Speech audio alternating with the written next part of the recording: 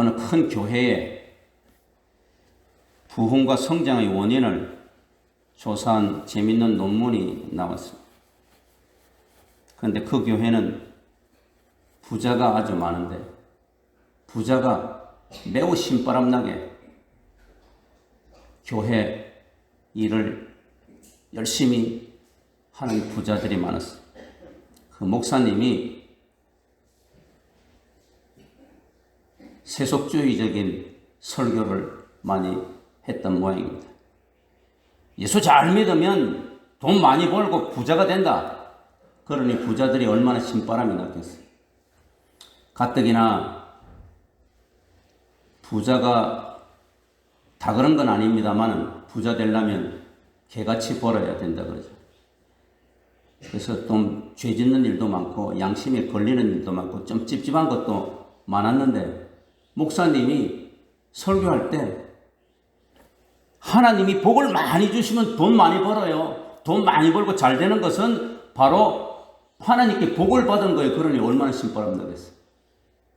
면죄부를 얻은 거죠. 그래서 그 교회는 부자들이 좀 속된 말로 아침부터 죄송하지만 온 교회를 설치면서 아주 힘있게 하고 가난한 사람들은 맥을 못 쳐.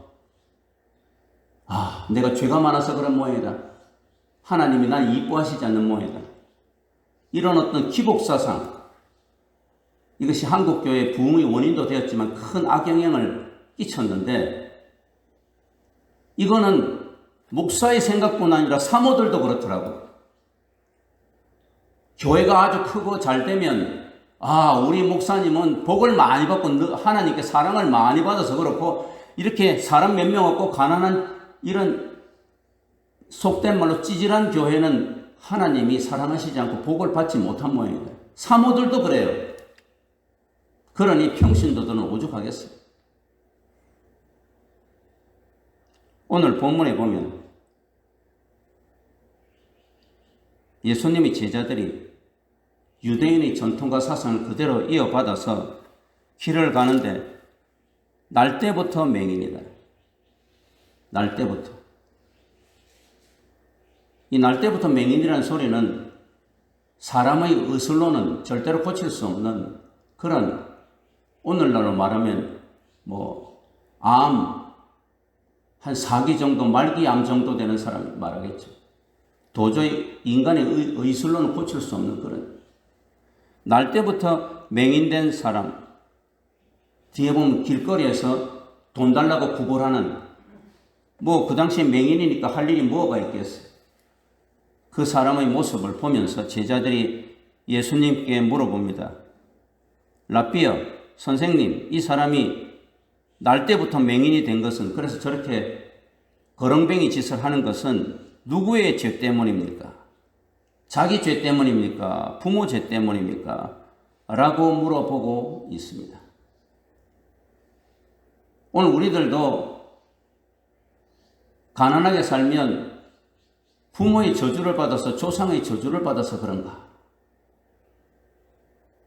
힘들고 어려운 고난을 받고 있으면 저것은 조상의 죄 때문인가? 저 사람이 저주를 받아서 그런가? 저주의 사슬을 끊어야 되지 않겠는가? 그렇게 생각하는 사람들이 많죠. 교회 다니는 사람들도. 목사 사모도 그러니까. 그래서 한번 전도를 열심히 받아서 교회 생활 좀 해보려고 하다가 갑자기 사업이 좀 잘 안 된다든지 자녀들이 좀 어려움을 당한다든지 하면 이거 이 교회 다니는 것 때문에 벌 받았구나. 이런 회개 망치간 이상한 그런 생각에 논리에 사로잡혀요. 오늘 예수님께서 이런 제자들의 유대의 잘못된 그릇된 전통에 사로잡힌 제자들에게 하신 말씀입니다. 3절에 예수께서 대답하시되 이 사람이나 그 부모의 죄로 인한 것이 아니라 그에게서 하나님이 하시는 일을 나타내고자 하심이라. 그러니까 날 때부터 맹인된 것은 그 사람의 죄 때문도 아니고 그 부모가 죄 때문도 아니고 저주받은 것도 아니다는 이야기. 오히려 하나님의 영광을 드러내기 위함이라. 이것이 예수님의 말씀이에요. 하나님의 아들이신 예수님의 말씀, 메시아이신 예수님의 말씀이 세상의 빛으로 오신 예수님의 말씀입니다. 캄캄한 어두움에 빛을 주러 오신, 생명을 주러 오신 예수님의 말씀입니다. 오늘 우리가 살아갈 때에도 그래야 돼. 왜 이렇게 하는 일마다 제대로 안 되지? 나는 예수님께 사랑을 덜 받고 있는 것인가? 복을 받지 못한 건가? 왜 우리 아이는 날 때부터 이렇게 몸이 좋지 않을까? 저주를 받은 건가? 그런 생각을 하지 말라고 예수님이 오늘 말씀하시네요. 우리가 인생을 살아갈 때 매우 적극적으로, 긍정적으로, 소망적으로 믿음 안에서 살아가야 될 것을 말씀하고 계십니다. 지금 이 상황은 이제 AD 29년 한 10월에서 11월 좀 지나서겠죠. 그 앞에 보면 8장, 7장의 초막절 행사가 다 끝나고 난 다음에 예루살렘에서 일어난 사건일 것입니다. 여기에서 예수님께서는 오늘 본문에서 6번째 표적을 일으키시는 것이죠. 베드로전서 2장 19절에서 20절에 보면 이 세상에 우리가 고난을 당하는 것은 세 가지가 있는데 첫 번째는 나의 죄 때문이라. 내가 잘못해서 저지른 죄 때문에 매 맞고 감옥고 고난받는 것은 당연한 것 아닙니까? 죄 지었는데 벌 받지 않고 매 맞지 않고 고난 당하지 않으면 되겠어요? 그건 아니라 자기도 알아. 내가 지금 이렇게 고난받고 어려움 받는 것은 내가 죄 지어서 잘못 저질러서다. 그런데 그렇지 않은 고난과 어려움도 있다는 것을 베드로는 베드로전서에서 말하고 있습니다. 애매한 고난을 당할 때도 있다는 이야기예요. 뉴스에 가끔 나오는 며칠 전에 보니까 어느 정신 나간 인간이 갑자기 사람들을 골려주고 싶다고 중앙선을 마구 침범해가지고 옆에서 오는 차를 막 쌩쌩 지나가고 그러대요. 그러다가 그 차 부딪히면 어떻게 됩니까? 또 어떤 사람들은 정신 못 차리고 술에 취해가지고 밤새도록 술 마시고 아침에 그냥 차를 모니까 막 가만히 있는 사람들 치이기도 하고 또 차를 들이받고 그러잖아요. 그러면 그 애매하게 당하는 고난이죠. 그런데 또 예수님을 전하다가 선을 행하다가 복음을 전하다가 당하는 고난, 그 고난도 있다는 이야기예요. 하나님께서는 이 고난이 제일 아름다운 고난이라 그러잖아요. 오늘 우리 모든 성도들에게도 너희들은 복음 때문에 당하는 고난 하나님 생각하고 참으라 그러면 아름답다 그러잖아요. 고난이라고 해서 우리가 이 땅에서 당하는 고난이라고 해서 모두가 다 죄 때문이 아니고 저주 때문은 아니라는 이야기. 오늘 여기서도 날 때부터 이 맹인된 자가 하나님 영광을 드러내고 하나님을 나타나기 위해서 하나님께서 이렇게 예비해 놓으셨다는 이야기. 그러면 하나님의 영광을 드러내는 것은 하나님의 영광을 나타내려고 하면 어떻게 해야 되느냐?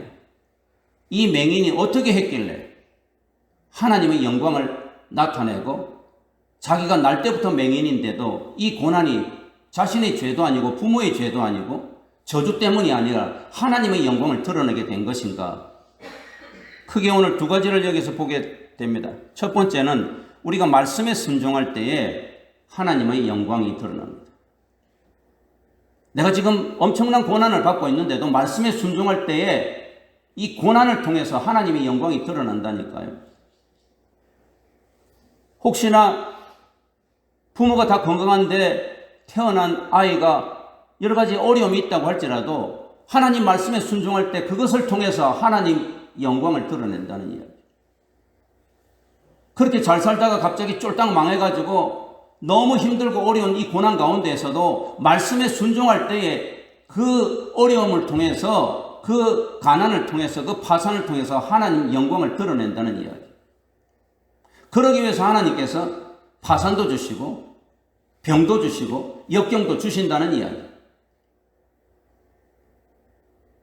오늘 여기 보면 예수님께서 말씀하신 때가 아직 낮음에 나를 보내신 이 일을 우리가 하여야 하리라. 밤이 오리니 그때는 아무도 일할 수 없느니라.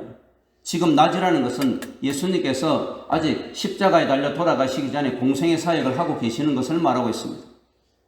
밤이 오면 내가 십자가에 달려서 이제 이 고난받고 이럴 때는 이 일을 할 수 없다는 이야기죠. 그래서 나는 지금 열심히 이 일을 한다면 무슨 일을 합니까? 하나님의 영광을 드러내는 일을 한다는 얘기예요.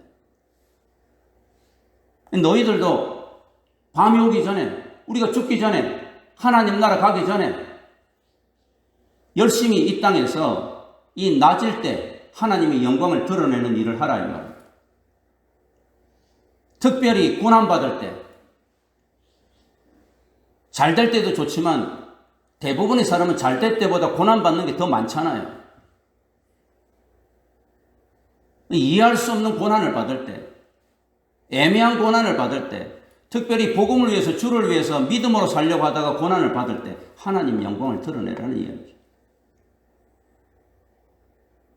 그러면서 6절에 이 말씀을 하시고 5절에 내가 세상에 있는 동안에는 세상의 빛이다. 이 말은 지금 이 낮에 열심히 하나님의 영광을 드러내는 생명의 빛을 주기 위해서 이 어두움, 영적인 어두움으로 캄캄한 곳에서 내가 이 복음을 전하고 하나님의 영광을 드러낼 때 나는 생명이고 세상의 빛이다.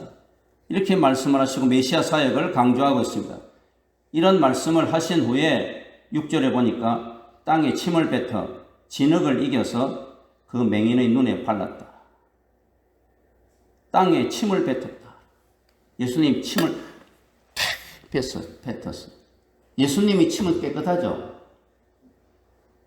예수님 침은 깨끗하시겠죠. 근데 예수님도 사람인데 침에는 냄새 안 납니까?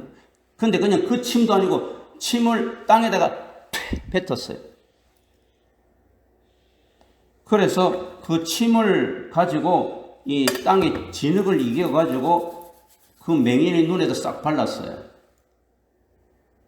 그 맹인은 어떨까요? 예수님하고 맹인이 잘 아는 사이예요. 맹인이 예수님의 그 구주되심을 잘 알고 하나님의 아들인 걸 알고 예수님의 제자예요? 아니잖아요. 생판 모르는 사람이죠. 그런데 침을 패봤더니 이렇게 진흙을 이겨가지고 눈에 발랐어요. 눈이 어두운 맹인은 이 후각이 발달되어 있잖아요. 청각이 발달되어 있고. 그러니까 보통 사람들이 나는 침 냄새보다도 이 흙을 바른 냄새보다 더 예민할 거예요. 후각과 청각이 발달되었으니까. 그런데 그 침 냄새 나는 걸 이래 해가지고 자기 눈에다 바르니까 이 지체의 부자유자들, 장애인들은 이 피해의식이 좀 많다 그래요. 어떤 또 열등감도 좀 없잖아 있고. 그래서 이 다른 사람들이 자기를 이렇게 하대하거나 혹은 여러 가지 좀 공격하는 것을 굉장히 민감하게 받아들인다고 합니다. 그런데 이 맹인에게 침을 뱉어서 진흙을 이겨서 예수님 눈에 발랐다.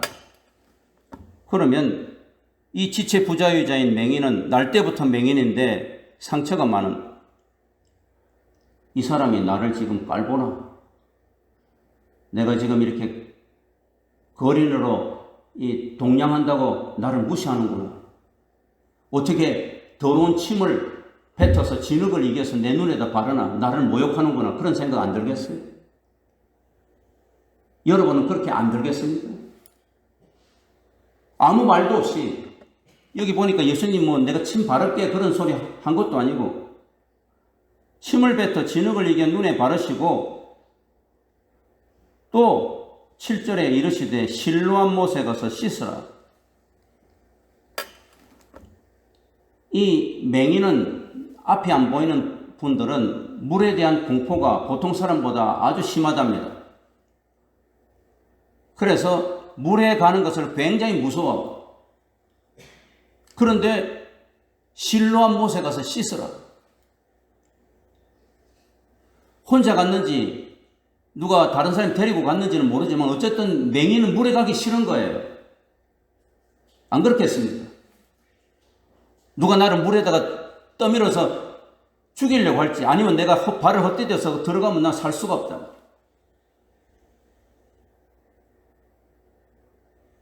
그런데 이 맹인은 7절에 보니까 이에 가서 씻고 밝은 눈으로 왔더라. 가서 씻었다. 밝은 눈으로 왔다. 그렇게 말하고 있어요. 여기 7절에 씻으라 하는 동사도 여기 가서 씻었다, 왔다 하는 동사도 모두 부정과거인데 이 동사는 과거에 한 번 일어난 일을 말합니다. 여러 번 이야기합니다. 씻는 것도 한 번이고 가는 것도 한 번이고 왔는 것도 한 번이고 한 번으로 끝나는 거예요. 나아만 장군은 요단강에서 7번 씻었잖아요. 확실하게 이 나병이 나았다는 것을 보여주는 것이긴 하지만 그러나 여기서는 이 맹인이 물에 대한 공포도 있고 한데 예수님 여러 번 한 것이 아니라 한 번 가서 씻으라. 씻었더니 나았더라.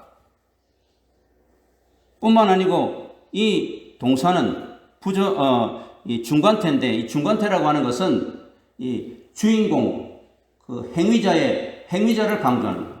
누가 갔느냐, 누가 씻었느냐, 누가 왔느냐, 맹인이 그랬다. 이 맹인에도 초점을 두는 거예요. 다시 말해서 순종을 이야기하고 있습니다. 여기 실로암이라고 하는 것은 번역하면 보냄을 받았다는 뜻이다 라고 요한이 왜 해석을 해놨겠습니까? 이 실로암 연못은 인공 연못이죠. 이전에 히스기야 왕이 아수르 제국이 예루살렘 성을 포위하여 가지고 굶어 죽이려고 할 때 혹시라도 물이 없으면 못 사니까 저기 밖에 있는 그 기온 샘물을 갖다가 수로를 만들어서 이 성 안으로 이렇게 만들어 놓은 거예요. 그래서 그 실로암 인공 연못을 만들어서 거기에서 물을 먹고 농성을 할 수 있도록. 그런데 이 실로암 연못을 보냄을 받았다는 뜻이다 라고 이야기를 하고 있어요. 예수님께서 앞에 낮에 일하고 밤에는 일할 수 없다. 나는 세상의 빛으로 왔다. 예수님께서 보냄을 받은 분이라는 이야기죠. 영적으로 어두워져 있는 이곳에 이 영적 소경인 이들에게 빛을 주러 온 보냄을 받은 하나님 아버지로부터 보냄을 받은 자라는 그런 의미를 사도 요한이 여기서 이야기하고 있는 거예요. 뿐만 아니고 오늘 여기 주인공인 이 맹인이 하나님의 영광을 드러내기 위해서 날 때부터 고난을 받은 그러나 하나님의 영광을 이 고난을 통해서 드러내 보이려고 하는 그런 보냄을 받은 자라는 이야기. 예수님의 이 12 제자들도 이렇게 온 땅에 보냄을 받은 자가 되어야 된다는 것을 이야기하고 오늘 우리들도 이런 보냄을 받는 자가 돼 하나님의 영광을 위해서 고난 가운데에 말씀의 순종함을 통하여서 보냄을 받은 자가 되어야 된다. 그 이야기.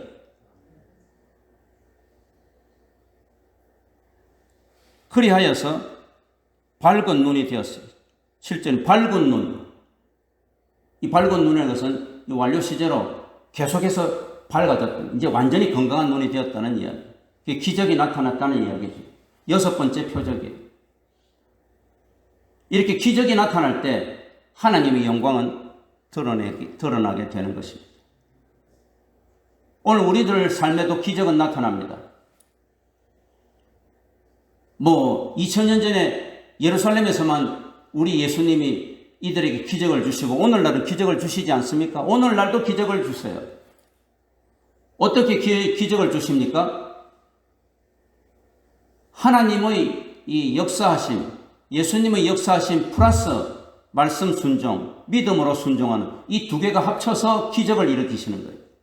하나님은 그렇게 하시지 않으실 수도 있는데 대개의 경우 성경에 보면 기적이 일어났을 때는 하나님이 역사하시려고 하는 것과 거기에 우리가 그 말씀에 순종할 때, 믿음으로 반응할 때 거기에서 기적이 나타나요.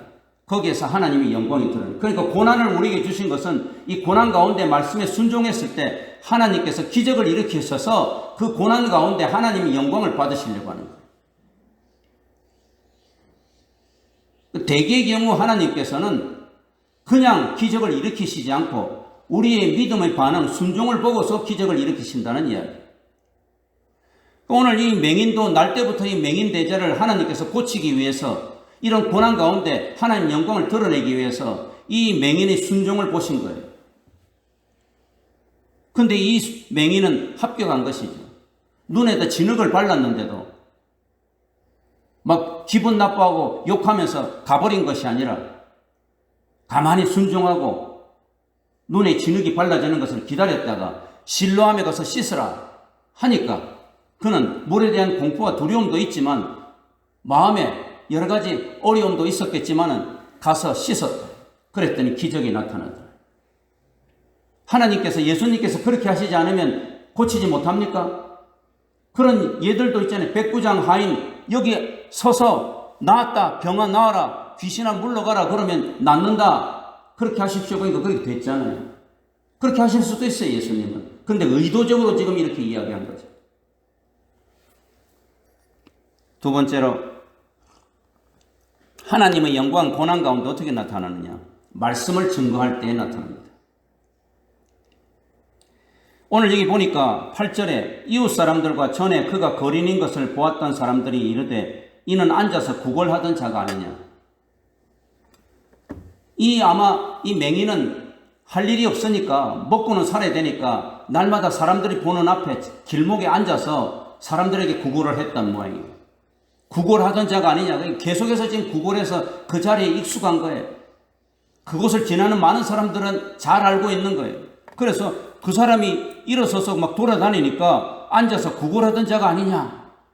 그렇게 말했어요. 그러니까 에이 설마 야 그 사람 날 때부터 맹인이야 불치의 병이야 어떻게 고쳐. 뭐 돈이 많은 사람이 되어가지고 혹시 의사에게 간 것도 아니고 거진데 9절에 말이에요. 그 사람하고 비슷한 사람이겠지. 그러면서 자기들끼리 서로 갑론을박하는 거예요. 그 소리를 딱 듣고 이 사람이 9절에 뭐예요? 나 맞아, 나 그 거렁뱅이 맞아. 그 맹인이었던 나 맞아. 내가 바로 그 사람이야. 이렇게 확실하게 밝혔습니다. 이 대단한 것 아닙니까? 우리는 대부분 불행하고 비참한 과거를 숨기려고 합니다. 특별히 한국 사람들은 자기의 이 좀 잘못된 점, 그 조상들의 좀 비참한 것, 혹은 가난한 것, 또 나의 불행한 사건을 드러내려고 하는 사람은 별로 없어요. 제가 미국에서 이 공부하면서 할 때 보면, 이 그룹으로 같이 기도할 때 보면, 이 미국 애들은, 미국 신학생들은 처음 봤는데도 다 드러내더라고요. 깜짝 놀랐어요, 저는. 나는 이혼했어. 나는 엄마가 그 새엄마야. 또 내 형제는 스텝 브라더야. 처음 보는 사람인데 막 드러내더라고요. 기도하는데 깜짝 놀랐어요. 저는 그런 거 절대 밝히지 않았거든요. 오늘 여기 이 맹인은 자기가 거렁뱅이고 날 때부터 맹인이라는 거 그거 드러내고 싶겠어요? 이제 눈도 떠졌는데 사람들도 저 거렁뱅이네 날 때부터 맹인이네 하는 사람도 있지만 많은 사람은 아니야 비슷한 사람이 그 사람이 어떻게 그래? 그러면 그렇지 하면서 살짝 가서 아이고 나는 이제 이 생활 청산이다. 깡통도 다 벗어 던지고 가마뜨기도 벗어 던지고 이제 다른 곳에 가서 이제 떳떳하게 여유롭게 정말 새 사람 되어서 살자.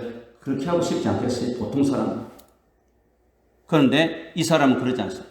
맞아. 내가 날 때부터 맹인이고 여기서 가마떼기 깔고 거렁뱅이 짓 했던 바로 그 사람이야. 숨기지 않고 자기의 비참한 과거를 드러냅니다. 하나님의 영광을 드러내기 위한 것이라 예수님 말씀하기 딱 맞는 거예요. 뿐만 아니고 거기서 끝나는 것이 아니라 10절에 그러면 그들이 묻되 네 눈이 어떻게 그렇게 떠졌느냐? 날 때부터 너 맹인 아니냐? 하니까 11절에 예수라 하는 그 사람이 아직 예수님이 누구신지도 잘 모르는 거예요. 예수라 하는 그 사람이 진흙을 이겨 내 눈에 바르고 나더러 실로암에 가서 씻으라 하기에 가서 씻었더니 보게 되었다. 사실을 그대로 말해요. 가감없이 더하고 빼는 것 없이 그대로 말하고 있어요. 오늘 우리가 신앙의 간증을 할 때도 그대로 말해야 돼요. 그런 자꾸 간증을 여러 번 여기저기 돌아다니다 보면 막 보태죠. 엄청 해가지고 하나님 영광을 드러내는 것이 아니고 사람의 영광, 자기의 영광을 받을 때가 많단 말이에요. 오늘 여기서 우리가 말씀을 증거할 때 정말로 하나님의 영광이 드러나는 것인데, 이 말씀을 증거할 때 적극적인 하나님의 영광이 드러나는 것을 보여주고 있습니다. 나중에 이제 뒤에 보면 계속해서 13절 14절에 보면 이제 이 바리새인들 앞에서도, 그 권력자들 앞에서도, 심지어는 자기 부모들 앞에서도, 부모 앞에서도 예수를 확실하게 드러내고 있습니다. 그래서 예수님께서 이 제자들이 누구의 죄 때문입니까? 했을 때에 누구의 죄 때문도 아니고 하나님의 영광을 드러내기 위함이다 라고 예수님이 말씀하신 것입니다. 그러므로 우리가 참 요즘 종말의 시대, 특별히 요즘 살기가 참 힘들고 어려운 시대에 살고 있습니다.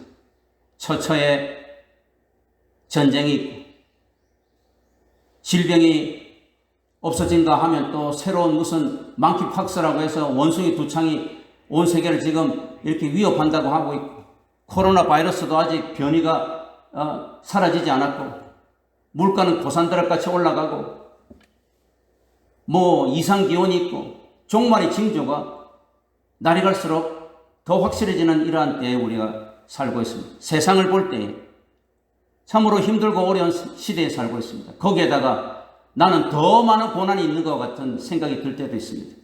이것은 우리의 죄 때문이 아니라 부모의 저주 때문도 아니고 하나님께서 이 고난을 통해서 하나님 영광을 여러분을 통해서 드러내기 위함입니다. 말씀에 순종하고 더욱 적극적으로 말씀을 증거하는 삶을 내 삶 속에서 나타낼 때 하나님 기뻐 받으시고, 하나님께서 그 고난이 복이 되게 하시고, 또한 하나님께서 더욱더 놀라운 축복과 은혜를 여러분과 여러분의 가정에 주실 줄 믿습니다.